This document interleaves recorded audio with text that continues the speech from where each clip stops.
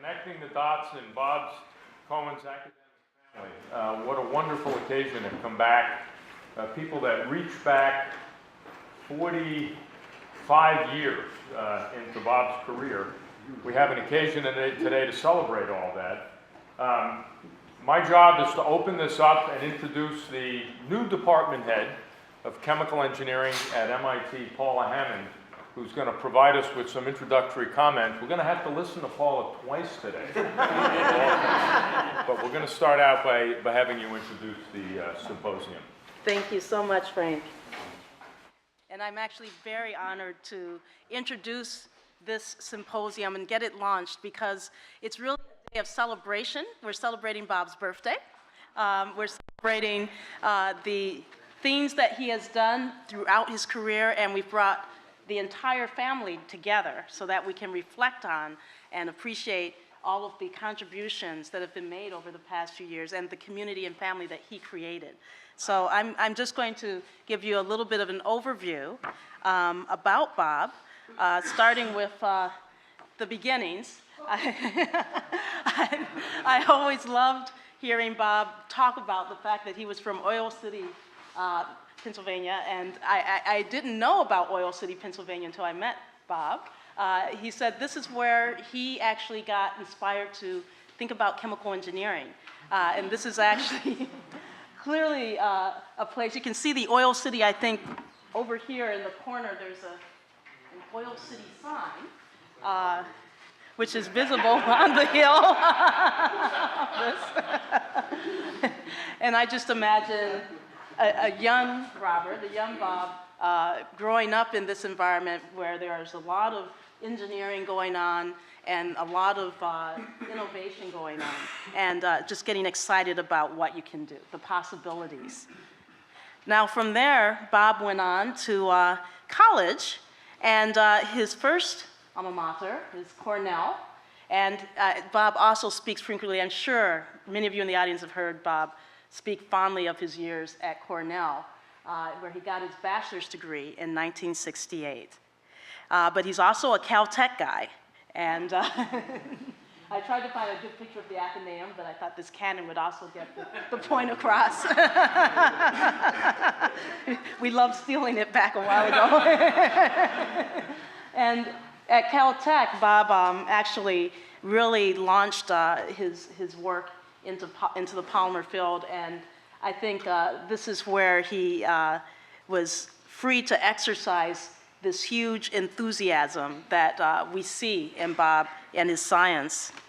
Now, there are many elements of Bob, and I'm going to talk about some of those elements very briefly. One of them is the element of Bob that all of us in the field know as an incredibly distinguished researcher and an outstanding contributor to the polymer science field. He's a member of the National Academy of Engineering, and he's also a member of the American Academy of Arts and Sciences. One of the things I think was especially special for Bob was that he received the first ACS Paul Flory Polymer Education Award, and he is really the replicon of polymer education, so I think this was just an incredibly appropriate award for him. He's also an AICHE Stein Award winner, and he's received many other awards, starting from the beginning of his faculty career. I think the first one was the DuPont Young Faculty Award, was one of his early awards, and from that point in his career on, he has been distinguished in many ways, and we'll talk a little bit about some of those areas throughout the day.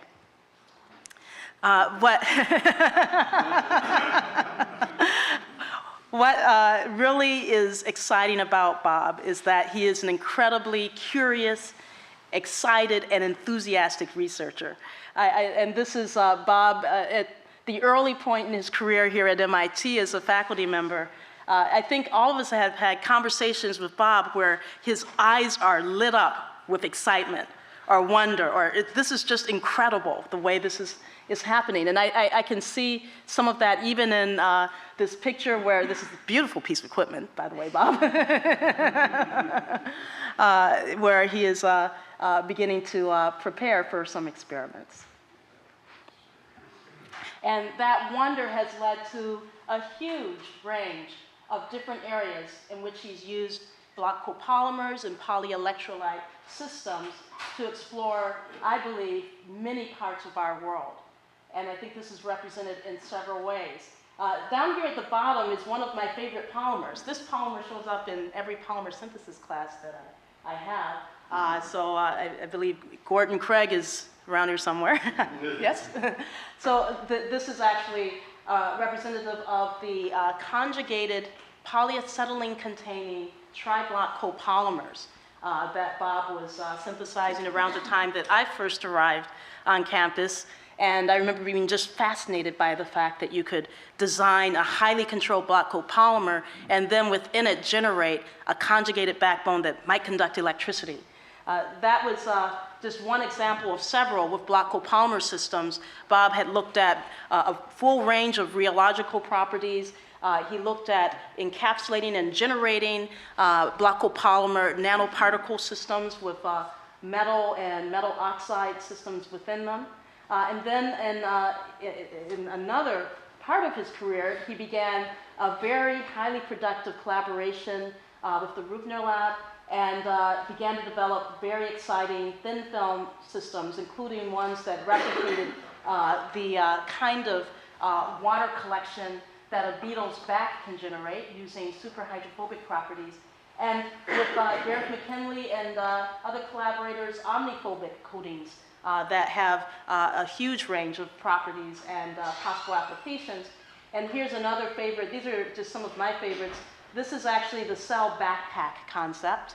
And it's showing these glowing cell backpacks on cell surfaces.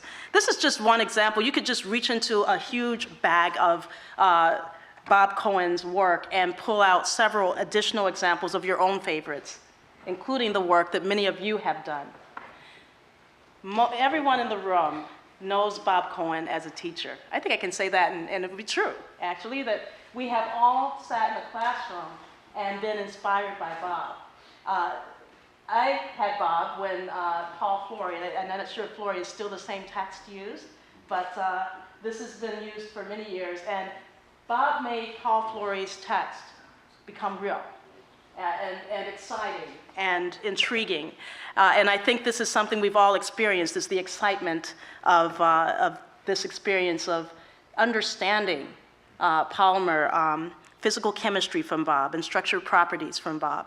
He also contributed to polymer labs that we've had in our department and to other polymer education. And we'll talk about that.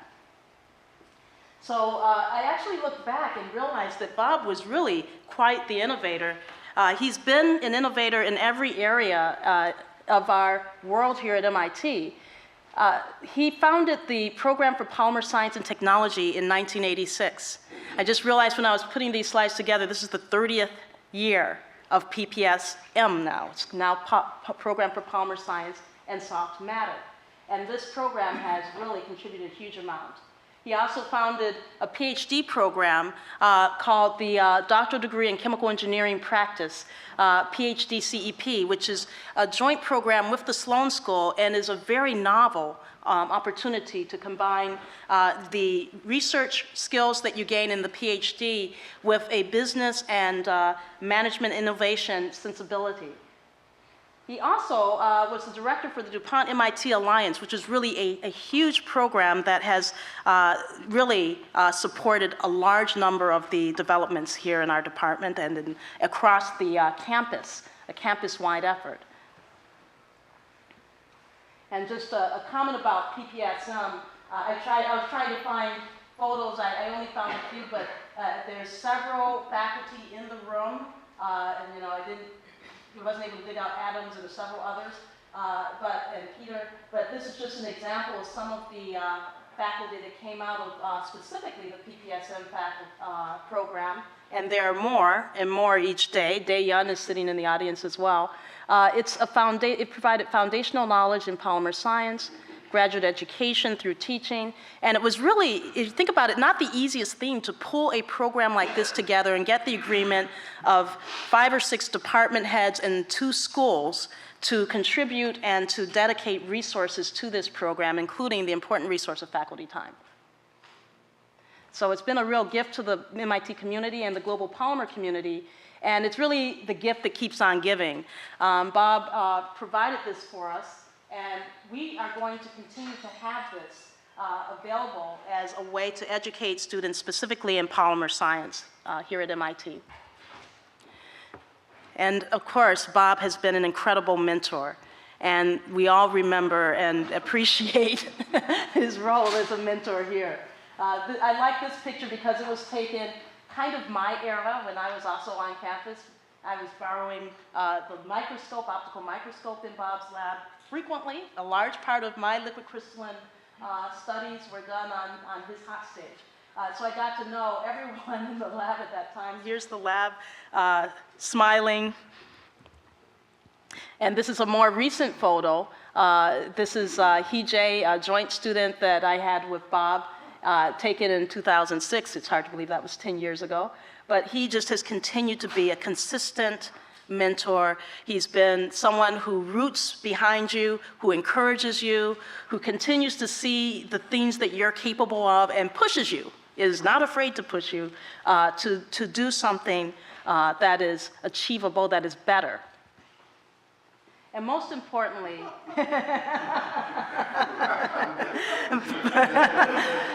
Bob has been a friend and a colleague. I just love the haircut, Bob. It's just so, it's so cool.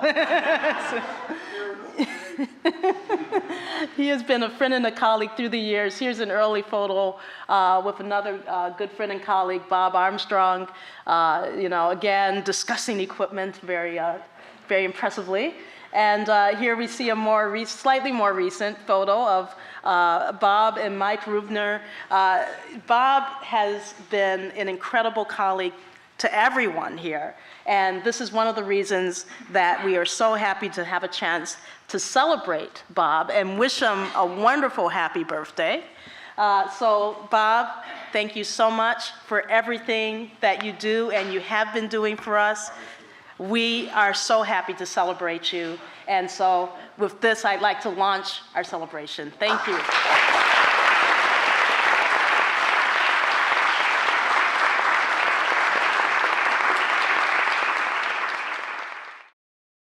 I'm going to ask Mike Rubner to come up. Mike has been a collaborator for many years and is going to tell us a little bit about the science of memory. This is a wonderful day. I'd first like to thank all of you for coming.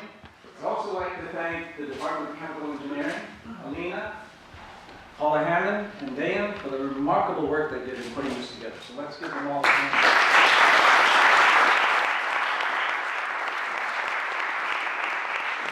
Okay, so I figured there are any number of different things I could do. Bob and I have been collaborating for many, many years. But I don't want them to get off the hook. So I'm going to go through my presentation as a test for Bob's memory. However, to let him off the hook a little bit, lots of group members are here who could assist him in answering some of these questions. Bob and I have been working together for a long time, and we always seem to end up with little critters in our research. Okay? So I'm going to show you some of our critters and ask Bob to tell me where it ended up going to. So, starting there. Please. Structural color, okay? So we got involved with structural color, and many of our group members in here came up with some marvelous, marvelous possibilities. They're going to get harder, you know. So we developed structural color going back, and actually this work here was Adam Nolte on a Rougate filter. That's not the Rougate filter, but we developed Rougate filters. Many of you are familiar with the notion of structural color laser as well, and others in our group. Had a marvelous run with that, and that particular critter is a hummingbird, but there are others that inspired us to come up with that. Okay. Oh, these are easy, right? Anti-reflection coating is the moth eye, right? And we've done this in many, many different ways, and many folks in the audience, Dayan and others, have contributed to this process. But that led to all sorts of nanoparticle assembly and various other types of constructs that we made to allow us to do anti-reflection coatings, in part based on the moth eye. This one might be a little tougher. Okay. Guys, Vapor sensing. huh? Vapor sensing? So it's a variation of structural color. They're dynamically tunable structural color elements, and this is actually some of the work that Leizai did on having porous multilayers that allow you to move materials in and out of the pores to change the structural color parameters. And this is a little beetle that can do that in the same way. So, all right, you're 2 for 3. Wow, this is the UV anti-reflection. That's right. So this is a program we had with Toyota. Toyota had this idea that they wanted to make UV reflecting surfaces on cars to prevent insects from hitting the car.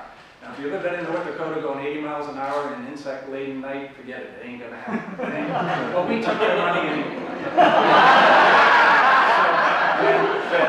In this case, we developed, working with Toyota, special reflectors that reflected in the UV and the near infrared. So some interesting possibilities there.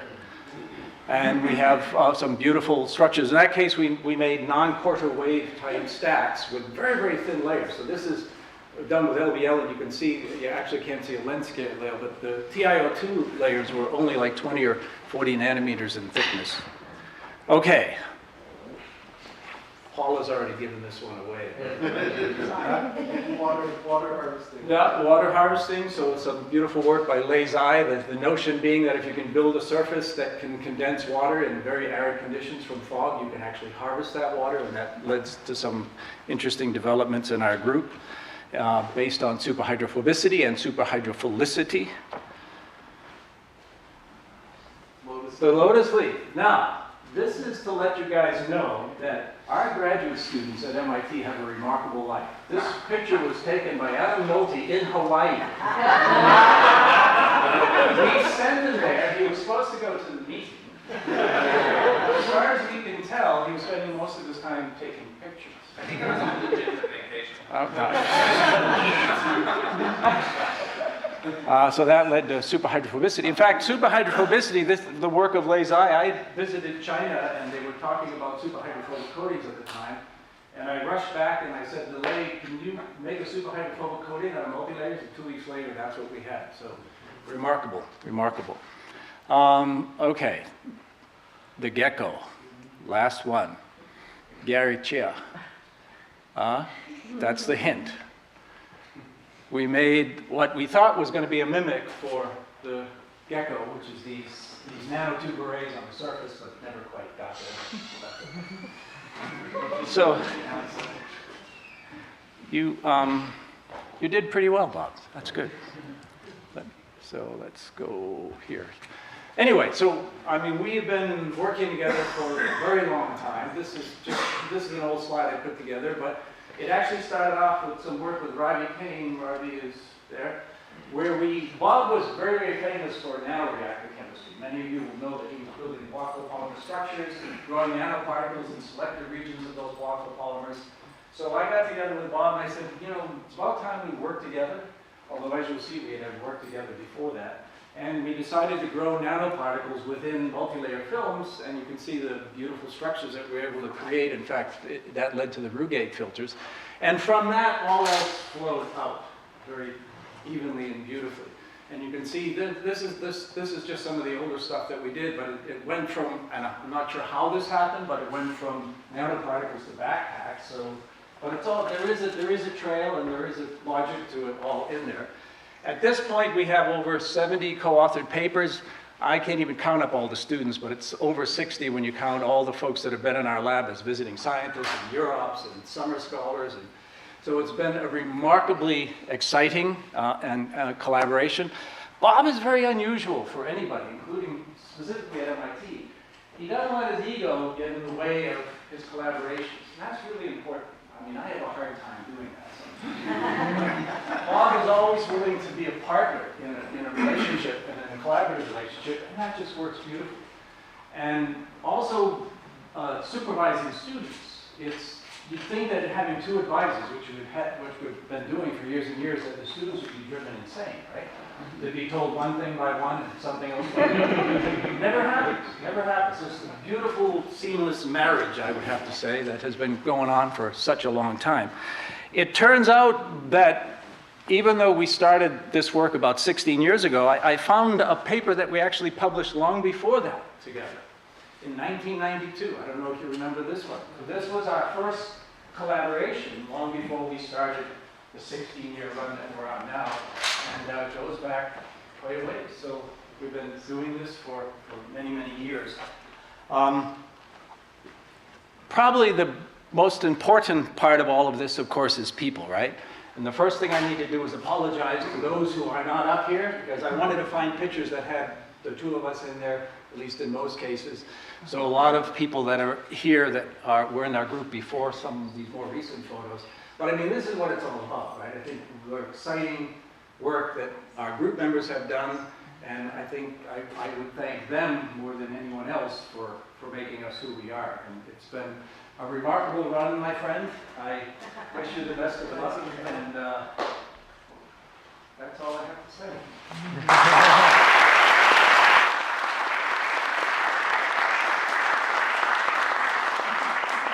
I have a quick question. Sure. When did you first meet Bob? Do you remember the occasion?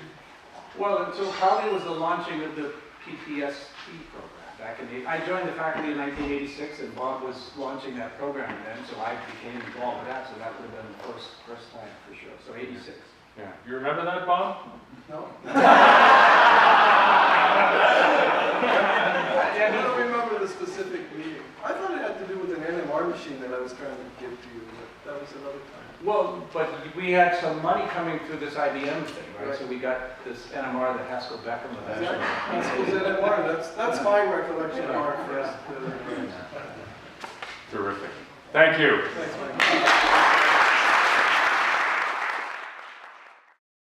Adam was a remarkably productive group member, as all of our group members were, and so I'll let him get on with it. All right, thanks. Well, I really appreciate the opportunity. So I want to thank Dayan for all the organizational work. Thanks, Frank. Thanks, Alina. Thanks, all the staff members and chemical engineering.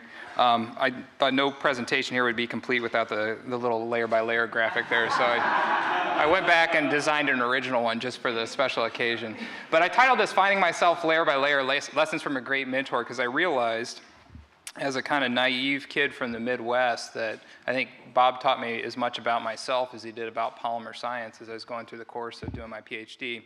And so I'd be remiss too if I didn't mention, so my PhD advising was a team effort, and that's going to be a theme that's going to come up in a second. So I do want to thank Mike Rubner too for being a great co-advisor, and it was really fun to go through and try to pick out the elements of my career, both my professional career and then also my personal life, that I realized Bob had a much bigger influence on than I ever realized. So without further ado, I'm going to start with this. This is kind of, and this your Hawaii slide fed right into this. So this is, I don't know if Bob remembers this, but when I first went to discuss with him the possibility of being a group member, he mentioned that you know, he really focused on students getting their work done. He cared less about the micromanagement, and he really needed people who were going to independently motivated. And if I could do my PhD from a beach in Cancun, all the better. Do you remember this? So well, this is where I actually did my PhD research. So the view out the back of Building 13 there on one of, I stopped counting the blizzards actually. So, and this is one of my first experiences with layer by layer was actually how you shovel snow in Boston. So we were living, for some reason we decided to move off campus for a year and went down to South Weymouth, where I figured out you have to clear your own snow in the winter. And so we had that was maybe the blizzard of 2005, was it 2005? I think we had a big one that year, and it was 5 different layers of snow, and then you'd get down to your sidewalk and repeat. All right, so my lesson, my layer 1 and my polyelectrolyte layer here is do what you're passionate about and thereby inspire others. So you guys, anybody who's been up to Bob's house in Maine might recognize the view off the back deck here, looking out towards the lake. And so I took these images. I think this is all going back to 2003. And I remember Bob jumped in the lake first, and so this is him swimming out there. And somewhere in the catalog of pictures that we put together, there's the next one I'm going to show you. But this one I noticed never made it. He was out there alone. And this is a lesson for you because he was out there probably trying to convince us that the water was warm enough to swim in or something. And then it wasn't but 5 minutes later. So here's what happened. So we had all our group members out there, and everybody's waving and having a good time. And I thought, this is Bob in a nutshell, right? So he goes out on charter, and he gathers people around. All of a sudden, everybody's having a party out there and having a good time, right? So That's you right there. that's your pit bull, right? So Maddie, yeah.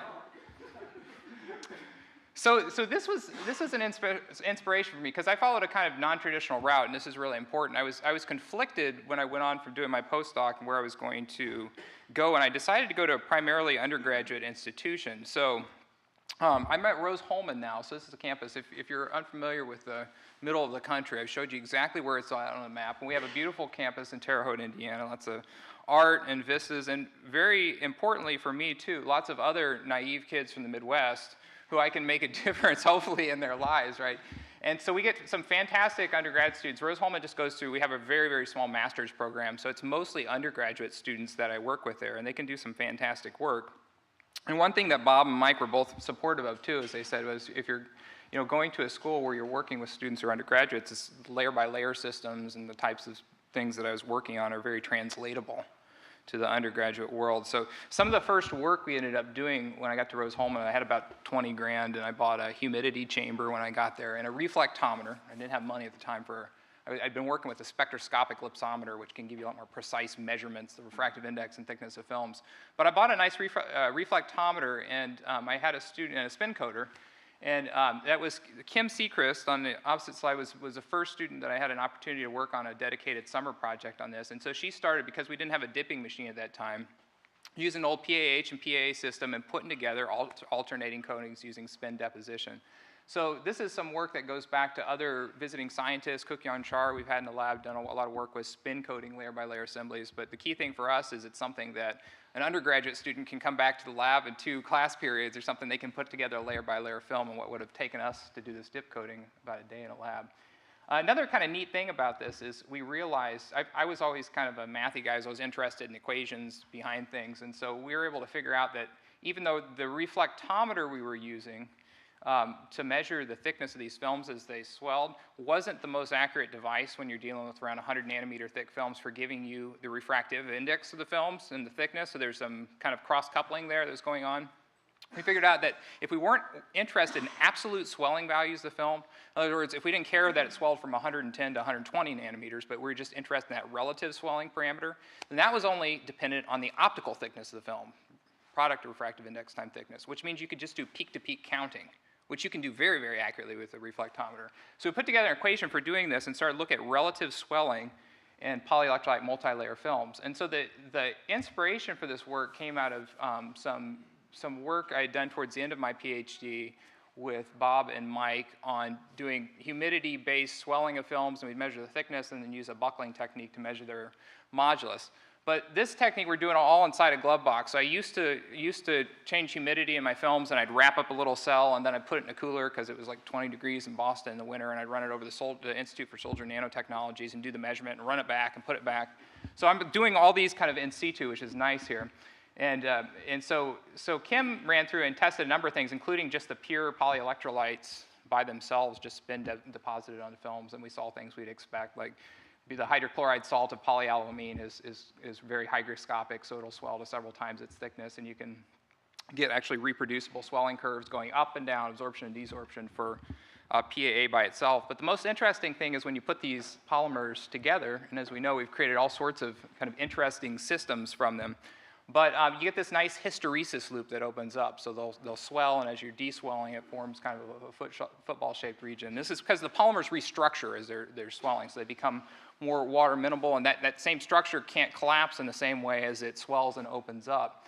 And so this is very reproducible. You can go up and you can come back down, go up and come back down.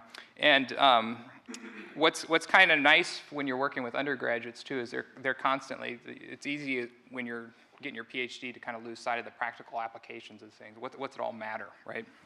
And undergrads think about this stuff a lot.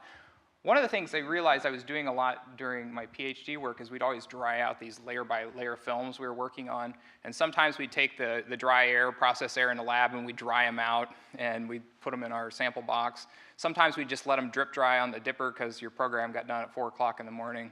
As dedicated as I was not in at 4 o'clock in the morning. So when I got in at 5:15, it was done, right? So no, I wasn't in at 5:15 either. So, but this is kind of interesting. So it fed into this idea that if you think about it, if you get done with a layer by layer film and you let it drip dry, you're essentially coming from 100% hydrated state. And if you use compressed air and you're dehydrating it, you're coming back to the same humidity condition in the lab, but you're coming from 2 very different points. And we found out that there can be a significant several percent difference in the thickness of that film if you ran and took it to lipsometer. And this is very persistent too. We measure this stays around for several days. Ultimately, it's a kinetic effect. They will converge, but it's persistent over several days. All right, so enough on lesson 1 here. So layer 2, something I learned is a good team is a great thing. So it's a picture we've seen a couple times now. I love this though because it's got Bob and Mike in the background, and Dae-Yun and I, who were at the same commencement ceremony. That was in June of '07, I believe it was. And that's my son, JP, sitting on my lap there. So he's 11 now. Looks like he's heading for a career in engineering. All signs are pointing to that, so we'll see what happens. But I like this because Dae-Yun and I actually done some fantastic collaborative work too. And one of the things about working at primarily undergraduate institutions, you have no short supply of good undergraduate students, but often you're lacking a lot of equipment. Characterization is somewhat limited for us. And so another project I got into, and I think Dae-Yun was looking at some of this stuff in parallel too, was this idea of anti-reflection coatings. And this is work that Bob and Mike had done a lot with doing depositing all nanoparticle films and mixtures of polymers and, particles and polyelectrolytes. And I was always looking for ways to cut down on time and things the students could try out. So we tried just spin coating straight particle solutions as we got them. We used to buy Ludox solutions from W.R. Grace, and so you could buy monodispersed silicon nanoparticle solutions.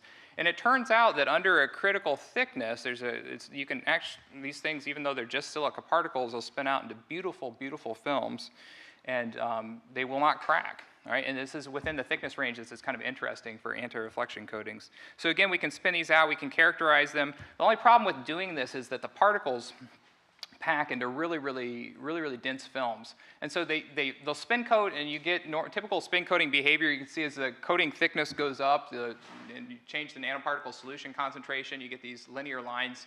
These are for 3 different types of Ludox. So they make them, these are all monodispersed at different nominal diameter sizes. But the refractive index is too high to be optimal for anti-reflection coatings. So I had some students experimenting at Rose-Hulman with looking at trying to aggregate these particles pre-spin coating to see if you could reduce the refractive index of the film. So you start off with a stable concentrated silica sol. You buy these at 30 or 40 weight percent, really viscous solutions in a kind of pH 10 mixture in order to keep the particles electrostatically inhibited from aggregating solution.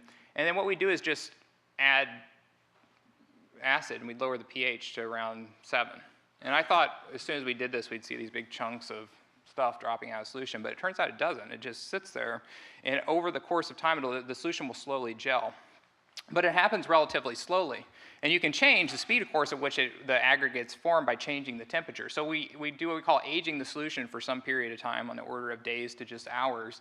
And then we take that aged solution, we dilute that out and spin coat it, and same thing. And what's interesting is the temperature you do this aging at affects the thickness of the film. These are all 5% silica solutions, just aged at different temperatures, right, and for different amounts of time before you dilute them to the exact same solution concentration and spin coat them at the exact same speed. And you can see you get this growth behavior which depends upon the temperature, and if you line that up and you plot it on a Arrhenius plot, so you're plotting film thickness rate of change, this is kind of a growth parameter for this, versus the inverse temperature, you can get an activation energy for this aggregation process of the neutral sols in solution. And so we dug out another favorite reference text of the Cohen-Rubner collaboration, which was R.K. Eiler's Chemistry of Silica, and saw this activation energy. We're measuring an activation energy now just from the thickness of spin-coated films, which I thought was kind of cool. And this is where Dae-Yun was really a lifesaver because we talked about wanting to get a sense of how this process was taking part dynamically in solution because we could only spin coat and measure thickness of films. And so we sent it up, and Dae-Yun had a student, Kwejo Teddy, who ran some DLS measurements for us on these exact same solutions and looked on, again, so this is particle diameter on a log scale versus time, and saw that these, depending upon the temperature, again, which you're aging them, you form these aggregates as they grow. And you can use that same particle growth rate constant now from DLS measurements to get something within experimental uncertainty, the same thing we were measuring from spin coating films. So two completely different ways of approaching the same problem, but I thought it was neat. And the coolest thing was on our end, we were doing this all with undergraduates, trying to teach them things in the lab about material science and about colloidal chemistry. And so if you take all these different curves too, this is just kind of a wrap-up slide here, it turns out that no matter what temperature you age these solutions at, they'll all collapse on the same kind of refractive index versus thickness plot here. And so Dae-Yun's group was good enough to do some SEM images too, so you can see these films that we're aggregating the particles before we spin coating really opening up. And another lesson I learned from my advisors is that no anti-reflection research is complete without taking a picture with your school's logo in the background. We didn't optimize this. We got some, this is not a perfect photograph, Mark. I got some bad areas on the slide here, but still you can see. So this is just with an uncoated glass showing the reflectance, and then if you just spin coat a nanoparticle solution, you can actually get a decent anti-reflection coating, but then doing this aggregation treatment after you shock the solution down to neutral pH and just let it age for a couple hours and spin coat it, you can get a very, very cheap, very, very accessible anti-reflection coating from doing that.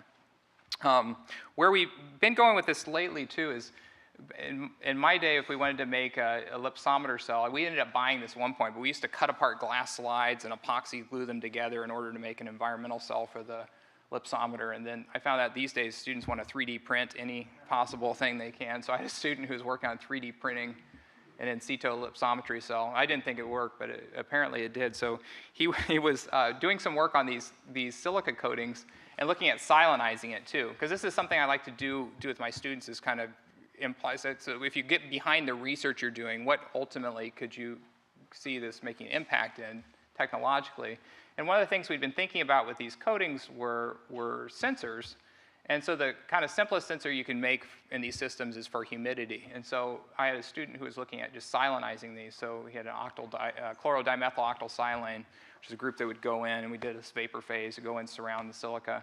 And we just take our same films now that we deposit, these are essentially the anti-reflection coating films, and do a step change in humidity and look at the change in refractive index as an indicator of water going to the film. And of course, if you silanize them, you stabilize the films against optical changes, and then if not, then they're going to either desorb or adsorb water depending upon the change in humidity. All right, so with that, that's enough technical content. I just want to move on to lesson layer 3. This is going to be a short one, but I couldn't fit any more layers on my film there, so I know it's time to wrap up. But make time for the things that matter. Your life requires balance. One of the things I remember most about Bob is he'd always ask about my wife, Suzanne. So I married shortly after I came to Rose-Hulman. After I came to MIT. And so we had 2 kids here, 3 kids since I've moved to Rose-Hulman. And so my memory is what it is. But one of the things I remember distinctly is Bob would always ask you, well, how's your wife? How's the family? And then we had these great events. He'd invite us out. And this is at the lake house in Maine here too. So here I am, here unbearded and a few pounds heavier. And here's my wife, Suzanne. Notice one of us looks exactly the same these days too. So this is a picture we just took a couple of months. My wife doesn't age. She's got this wonderful gene about her. I age, but and I always joke with people. I say going to a PUI is kind of an interesting thing. Bob was always extremely supportive of it, and he was one of the first people that came to me and said, I can tell from the way you give presentations, you're a teacher, you're going to do this, you're going to get into it. And it kind of took me a while to discover that about myself, is that this is what I really want to do. But he was a big inspiration for me too. And I always joke with people, I said, what I lack in any productivity at my PUI, I've made up for in reproductivity. I have 5 beautiful kids now. I love, so, and I actually got to do what I always wanted to do, was come back to the Midwest and have a big, beautiful family and help make a difference in the lives of other naive kids from the Midwest like myself, as Bob did in my life. So with that, so I have to acknowledge some people. So Bob, of course, I want to say thanks to Mike again, all my fellow group members. There's too many of you guys to name. You've all made a difference too. Collaborators and research students, so these are all folks that work together just on the work I showed you here and some of our funding sources that helped us work. But the most important thing, I think, is to say, Bob, thank you for everything you've done for me. So you've helped me discover myself, in the process of getting my PhD. I can't thank you enough for it, so thank you.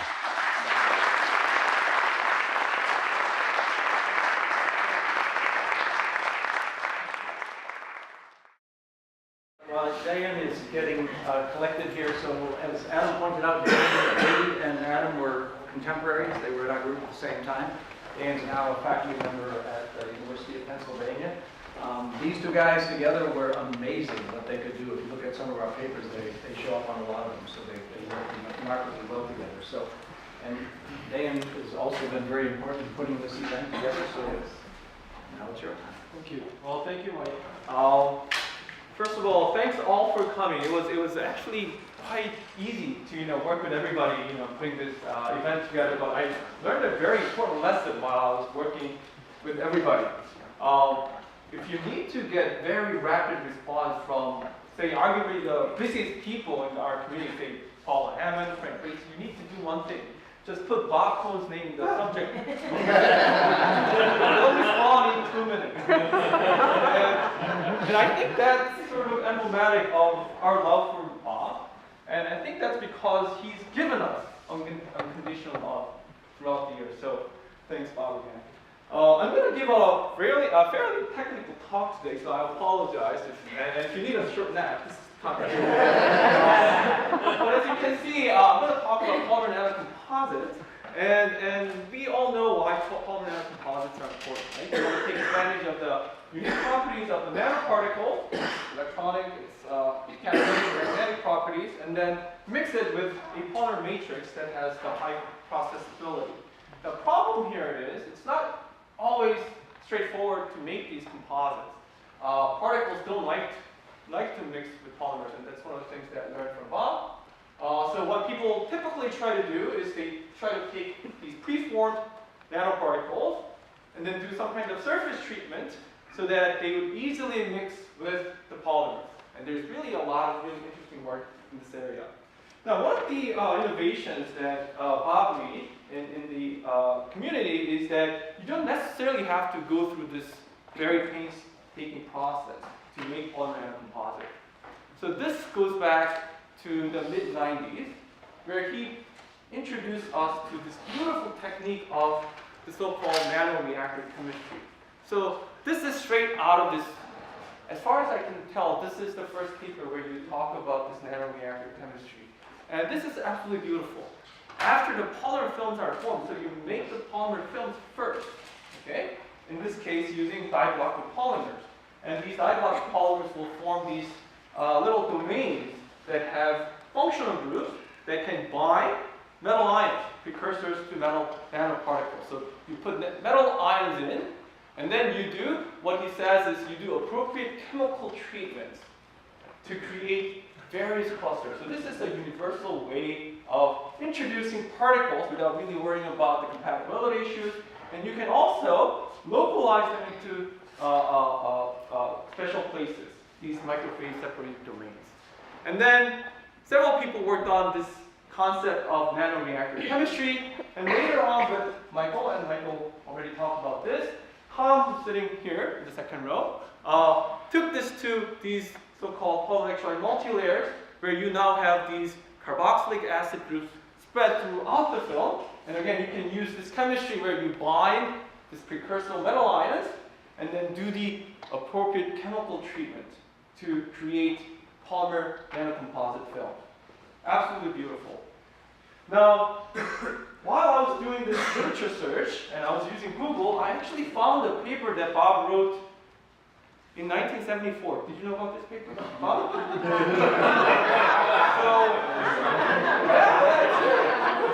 You can Google Scholar it now. So it's in Russian. So I didn't know, but you spoke Russian apparently. All right, so it has this figure, so this is 1974, and he talks about, I'm going to call it the Bob Cohen reactor. Okay, so let's see what he does. Okay, so remember you form the polymer film first. So what he does, what he says, describes, and I had to use Google to get the information. So what he says is that you first start with an institution that's already there, but then you have a domain.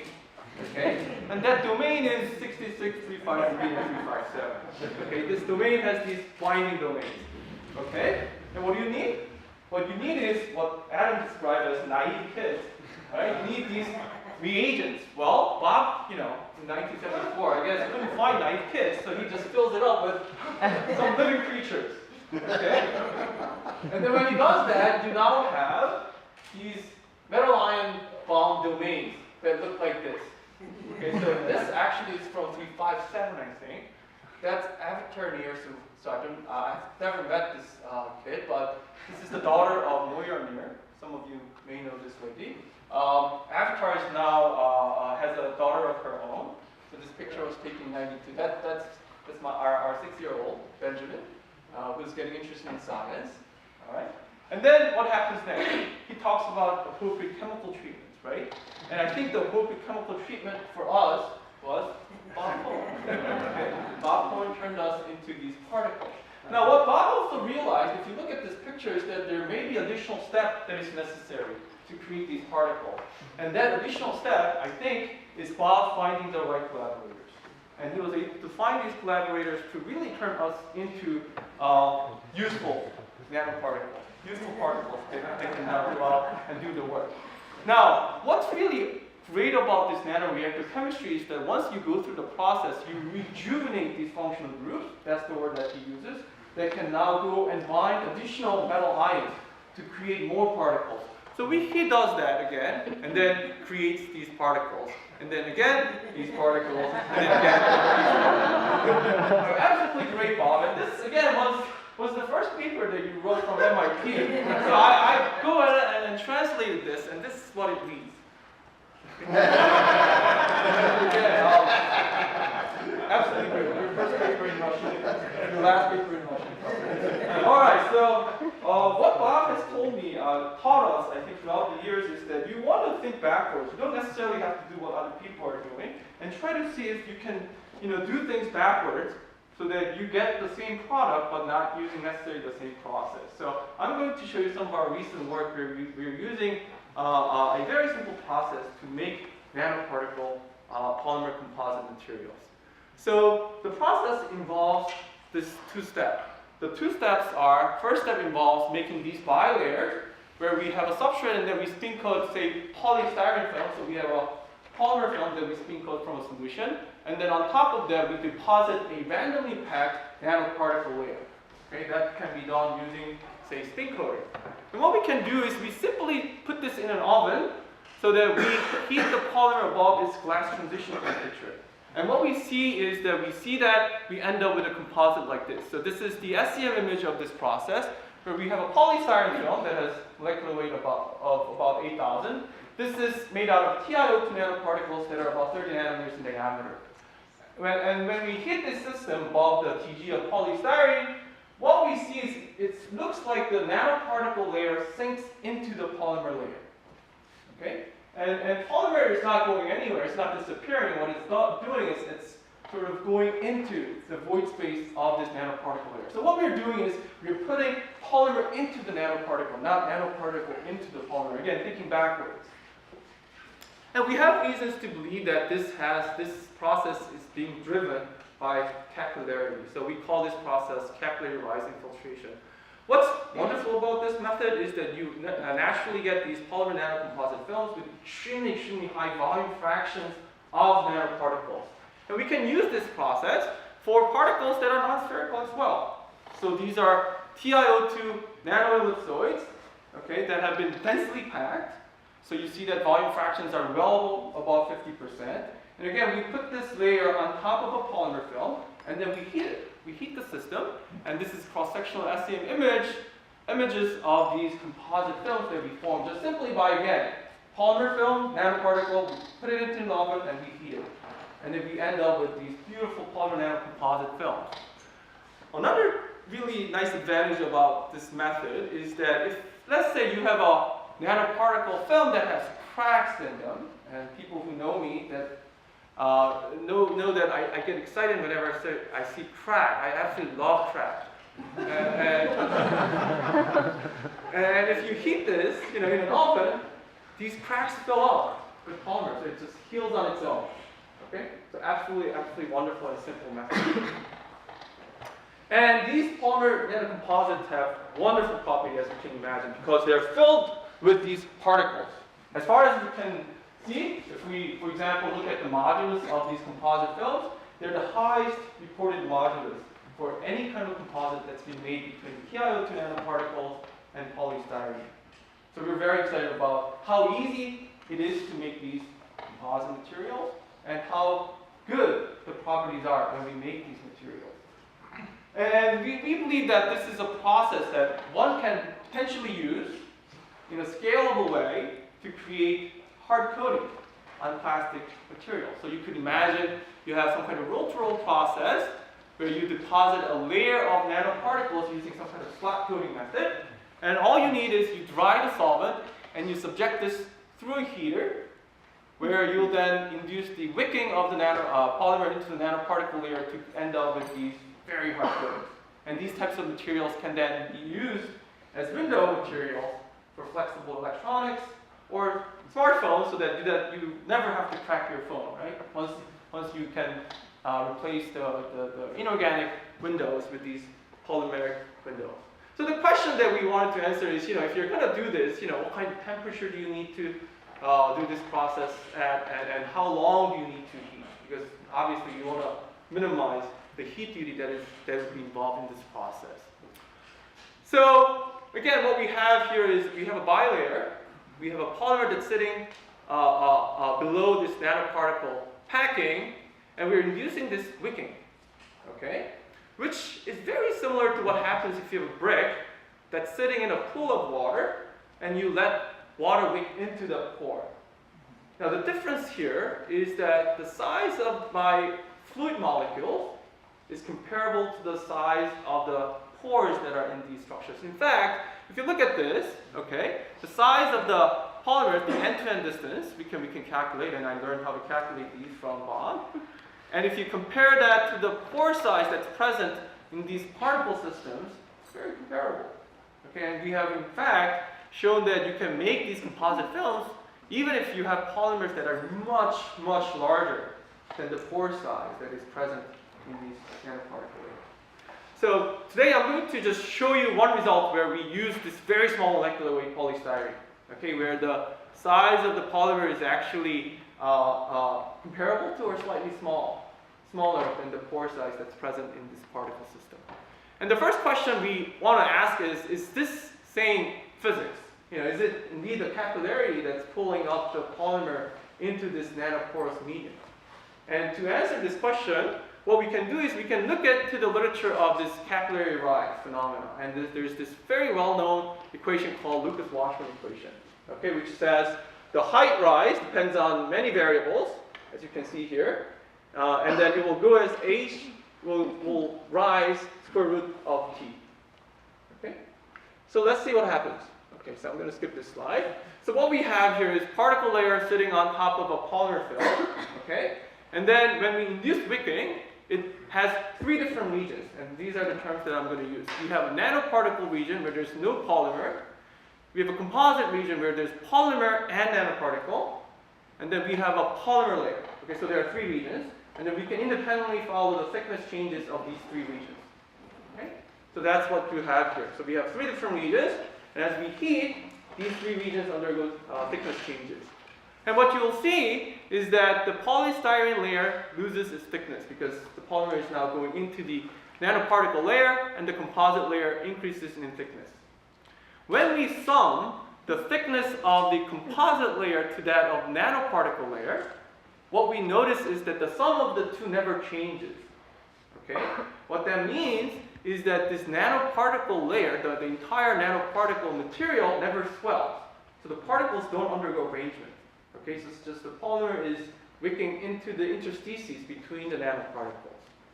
When we look at the dynamics of this process at different temperatures, what we do see is that the behavior is consistent with Lucas-Washburn behavior. Again, telling us that this probably has origins in capillarity. Capillarity is pulling the polymer into these small pores. Now, what we can do is, again, without going through all the details, is that we can actually figure out or estimate, infer back calculate what the viscosity of this polymer is as it goes through that very, very tiny pores in the system. Okay? And what we get is that if you solve for the viscosity of the polymer, this particular polymer, it's this value. And then if you compare that to the viscosity of the same polymer but in bulk, it's about 3 orders of magnitude larger, which again tells us that there's some really interesting physics that's going on here. So this high confinement is inducing significant increase in the polymer transport dynamics. Okay, so one more sort of scientific question we wanted to answer is, okay, we know that if we have polymer, we can make these composites, okay? What if you don't have enough polymer to completely fill that interstices? What would happen? Would this process stop where it sort of infiltrates and then stops? Or would it undergo additional sort of transport mechanism to create these three-dimensional composites? And the answer to this question is that this is the structure we get. Okay, we don't end where when the polymer undergoes, when polymer stops undergoing capillarity, but it looks like there's an additional transport mechanism that takes place where it spreads the polymer throughout the nanoparticle layer, and we end up with these three-phase composites. So with that, I wanted to thank Bob for inspiring us to think backwards whenever we are thinking about how to get to a certain point. I'd like to thank the group that did the work and all of my colleagues at Penn. And again, most importantly, I'd like to thank Bob for being there for me and my family. So this is, again, you saw some of the pictures from this day. So this is when we were graduating back in 2007. And my family had a great pleasure of visiting Bob and Jane a couple Thanksgivings ago. And we took this picture. So again, thanks Bob and congratulations.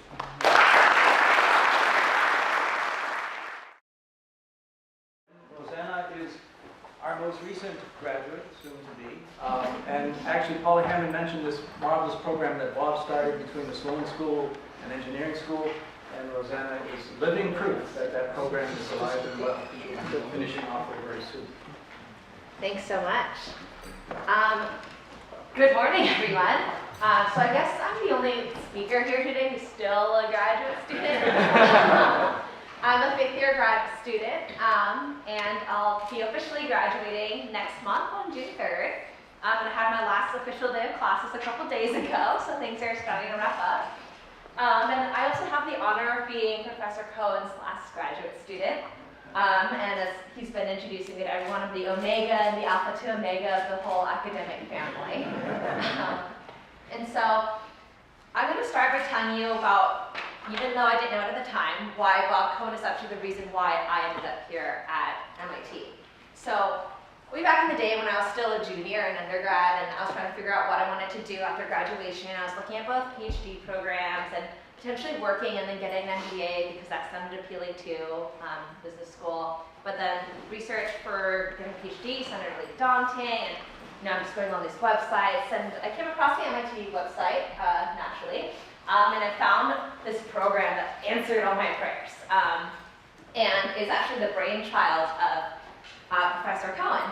And it's a relatively new program, so I'll tell you a bit more about it, since some of you might not know the details. But it's, as Paula mentioned, as Professor Rupert mentioned, it's a joint program between MIT Sloan, the business school here at MIT, and the chemical engineering department. And it started out when Professor Cohen was the graduate officer, I believe, and you heard some feedback saying that a lot of the students wanted some more practical experience, maybe some more business experience, and they felt like that was kind of lacking in their PhD education through Penn. So being very proactive, he went over to the east side of campus. This is one of the Sloan buildings, and talked to the people there and proposed this joint program. And he was able to get this approved. And the chemical engineering department at MIT is actually the only joint PhD kind of MBA program, because we have the practice school, which gives graduates and graduate students the practical work experience in industry, and Sloan liked that, and no other department has that. So the program was approved and took its first students in 2000, I believe. And this is the reason why I'm here. This was the program of my dreams, and he started it. And so I also had the pleasure of being an advisee in an official first semester when I started at MIT. So the way the program works, I guess, is the first 3 years is the regular PhD program, and then the last bit is at Sloan. So in the first semester, I took the core classes, prepared for quals, went through the whole advisor selection process. In January, I took the qualifying exam, started research, and then went to practice school over the summer. Then just had a more accelerated research process. And at the end of the 3 years, you defend the technical part of your thesis and turn in the technical part of your thesis. And then you head over to a Sloan on the east side of campus. Technically, the PhD program only requires 1 year at Sloan, but many of the students have opted to complete the full MBA and do the full 2 years. So I've spent my last 2 years at Sloan. And then instead of writing more academic papers or technical chapters of our theses, we actually write something called a capstone chapter. And so we do this right. I just did this last semester. You do it right before you get the actual degree. And it combines the technical part of your thesis work with some of the business aspects that you learn through Sloan. So it's a good way to marry the two parts of your graduate education. So when I started as I briefly said earlier, when I started in my first year, Professor Cohen was my unofficial advisor for the first semester to help you through the whole advisor selection process and whatnot. And I remember the first meeting I had in October. He wanted like a mid-semester check-in just to make sure that we were sane, going through all those chemie core classes. And his office was on the 5th floor of 66. A lovely view of the Boston skyline and the wonderful fall foliage of October. Something I remember, and I remember being kind of stressed out at that time because it was about midterm season, worried about classes, my homeworks, and advisor selection. I wasn't sure what I was going to do, and then quals are coming up. There's just a lot going on in my head. But I remember being so much calmer after walking out of that room, and being able to tell Bob Cohen all about, what was going on in my head, some things I was considering, and just feeling very comfortable throughout that conversation. And I especially appreciated when he would ask me, oh, so where are you living? Do you like your classmates? Do you like your roommates? Like stuff that I just totally took for granted, but if I wasn't happy with that, it would totally ruin my ability to succeed. So I really appreciated that he cared about me, not just academically, but as a full, wholesome person. And I guess at that time, little did I know that that would be the first of many, many, many more meetings where I'd walk in thinking about so many things and walk out feeling so much calmer and a lot more confident about what I was going to do. Because later that semester, I discovered that he had a project that I was really interested in that combined my desire to do a bit of material science with some more biological applications. So this research project has a cute little name called the Cell Backpack, and I've had the pleasure of also having Professor Rubner as my co-advisor on this. So this is MIT website's cute little depiction of the Cell Backpack, and the right are actual real scientific microscopic images of the Cell Backpack. So I'll give you a high-level overview of what I was working on. So this is a drug delivery biohybrid mechanism for, in particular, we're focusing on cancer drug delivery, but we hope to extend this beyond that. So basically, we create this little polymer, this is a polymer patch, little backpack, microscopic backpack, made out of polymers through layer by layer, which I'm sure you'll hear about a lot today. Put some drugs inside of it, and then we attach it to the cell surface. And then we make the cell do the work for us to carry the drugs in the backpack to the tumor or inflammation site. Because cells are alive, they have signaling, they can communicate with the body, unlike other materials that passively aggregate places. So we want the cells to actively go to the tumor site. And so my research in particular was putting, like one big part of my research is putting actual drugs into this backpack and trying to characterize that. So that's again, a very high-level overview of what I did. And I'll tell you a bit about being a graduate student in the lab. So I guess I felt, since my program was more accelerated, I always felt more pressure to, okay, I need to make things work, I need to make things succeed. And also, as the youngest of the lab, I had a lot of great grad students to look up to, especially the guys in the front row here. So Shri, who's also a PhD CEP student, Justin, Sidar, Yeoman, and John especially, who was my grad student mentor for the cell backpack work. Like you guys, I've looked up to you guys so much, and I always thought that, they had all these important meetings to go over, like very time-sensitive experiments and papers. I just, oh my gosh, they know what they're doing. I'm like just struggling and beginning, and everything's failing, and I feel like I'm just like trying random things and nothing's working. And I've always wondered if I'll ever reach that point when, I knew what I was doing, or I'd be working on urgent papers and deadlines. But weirdly, I felt like I never actually felt that way, maybe until after I defended. And I remember when my first semester doing research, they would tell me that one day I would get this leaky tube story, something about like after my thesis proposal. Does this sound familiar to you guys? There's like, well, maybe it'll come after your thesis proposal, or later when you've like hit a certain point in your research. I'm like, okay, it sounded like some sort of rite of passage for graduation, but oddly enough, I still haven't heard the story. So hopefully I'll hear it soon, or someone will tell me.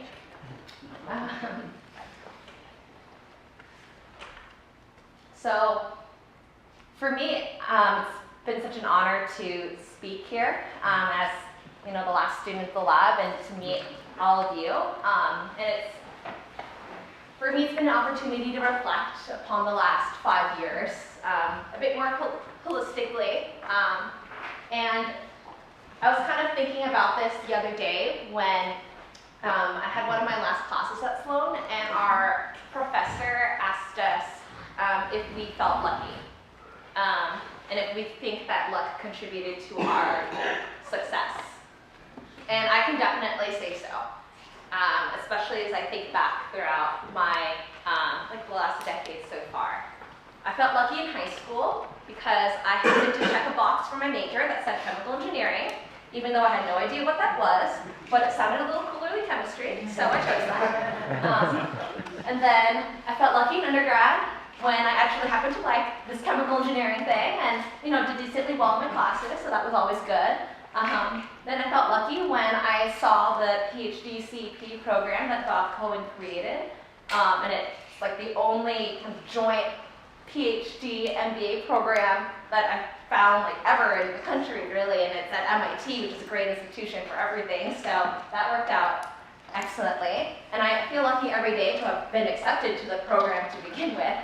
And then I felt very lucky to be part of the Cohen Group academic family, and I think that all of us here can say that we feel very lucky to have you. Thank you.